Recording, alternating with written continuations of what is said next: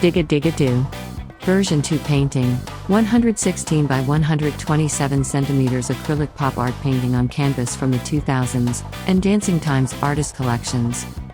Confusingly, this painting shares its name with another painting. Look up, Diga Diga Doo version 1. From a blank canvas, this painting started as only a circle resting on a platform but grew to incorporate other elements such as the glass cabinet containing a jumble of different items that also appear as transparent as the glass. Version 2, part of a mini-series of paintings of the same name. This is acrylic painting on canvas, around 1 metre square, just short of that. So Doug, tell us about your Diga Diga Doo. The painting started off again with the just the structure, the circle, the shelf thing it's sitting on, the upright, and it gradually took off. The bottom half became a sort of cabinet of curios, which I kind of do quite often. They just say, put me in, so I do. The Cabinet of Curiosities, also known as a Wunderkammer, is a collection of unusual or rare items, such as natural specimens, artifacts, and works of art. It was a popular form of collecting during the Renaissance and Baroque periods, and was often assembled by wealthy individuals to showcase their wealth and knowledge. The girl is actually Hiding behind a lamppost. Well, it's not a lamppost, it's actually a pole in a Street cafe. She's what's her name? Anna Karina. Anna Karina is a Danish-French actress, director, writer, and singer known for her work in the French New Wave film movement of the 1960s. She starred in several films directed by her then-husband, Jean-Luc Godard, including The Little Soldier, Vivre sa vie, Une femme et une femme, and Alphaville. Karina also wrote and directed her own films and recorded several albums of music throughout her career. And the person in the background is Harvey Weiss, who was assassinated in the 30s in a cafe. Who was that? Harvey Weiss, a gangster, a real gangster. Okay. There's a photograph of him being, like sprawled over a table in this cafe. Okay, lovely. Jaime Weiss. Earl J. Jaime Weiss was a Polish-American mob boss who became a leader of the Prohibition-era North Side Gang and a bitter rival of Al Capone. He was known as the only man Al Capone feared. He was shot and killed on October 11, 1926, while standing on the sidewalk outside the Holy Name Cathedral, which is located in Chicago, Illinois. It is believed that the gunman was a member of the rival Al Capone gang. And what's all that going on in the cupboard? Well, that's the Cabinet of Curios. Oh, right. And the Cabinet of Curiosity. These cabinets of curiosities typically featured a wide variety of items, such as fossils, shells, minerals, taxidermy, and even human and animal remains, as well as artifacts from cultures around the world. They were seen as a way to display one's knowledge and appreciation of the natural world and were often used for scientific study and research. Yeah, curious. Well, if you look at them, there's like hats and kind of animals and but just in line. So like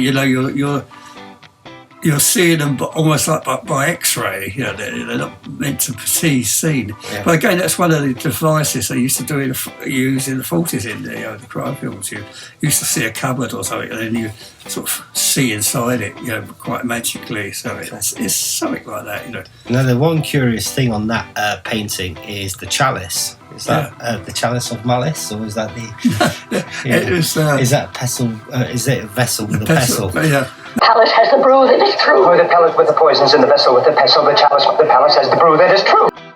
Well, it's actually a chalice from the medieval painting of a thingy being assassinated. What, a last supper or? No, assassinated. The one with the Archbishop of Canterbury in the 14th century. God, I forgot his name.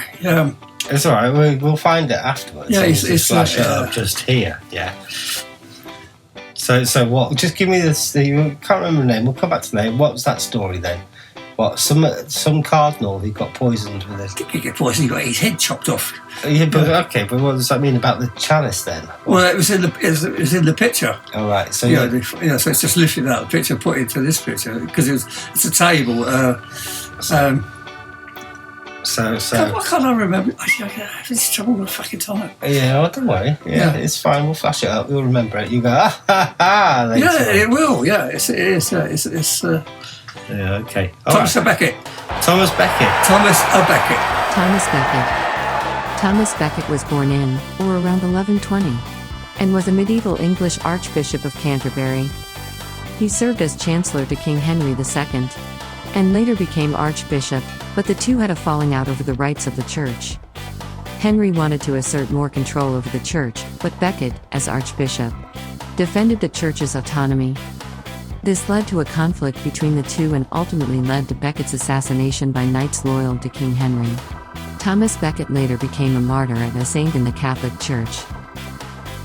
Not Thomas Becket. Thomas A. Becket. Yeah. Right. So he had his head chopped off. Didn't Well, he was a friend of the, I can't remember, it was King somebody or other, second or third or whatever. They were good mates, but then this King guy made him up into Archbishop of Canterbury, and he said, don't do it, because he's representing the Church, he took it a bit seriously and started to oppose the King. And the King said to his son, Right after that. his knights, someone rid me of this troublesome police stuff. Oh yeah. And they nipped down to Canterbury and banged him over, gave him a sword. Oh well, that usually stops dissent, doesn't it? Yeah. Really. And he's because it's St Thomas of Becket. Oh right, it's Becket, not A. Becket. Thomas of Becket. No, it's Thomas Becket.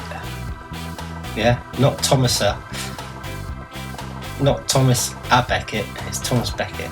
If you like. Yeah. Okay. I'm sure it is. I might be wrong. You're wrong. The titles of both of the Diga Diga Doo paintings comes from listening to a song called Diga Diga Doo, whilst painting in his studio. For Doug, any confusion caused in the title of these paintings is rather amusing, and is as good a reason for a painting's title as any other. Doug Kemp .UK. French in those days, weren't they? Normans. Well, look, if it's Thomas Becket, it's going to be St Thomas. It's Thomas Becket, not Thomas Becket. He is not Italian. I know what a suck of your cock. But you see, the thing is, the Normans had different sort of pronunciations. Thomas, Becket. Thomas, not Thomasa. No, it's Thomas Becket. It's Thomas Becket. It might have been his initial, a middle initial. So if you listen to anyone he talking... did have an omission. If you ever Thomas A. Becket. if you ever listen to kind of artist stories on the television, they always say Thomas Becket. No, you're just mishearing it. No, I'm not. Yes, you are. It's his name. He's fucking Thomas Becket, honestly. Oh, well, if you want to do that, you go on. Okay. So that's that one we're going to be looking at.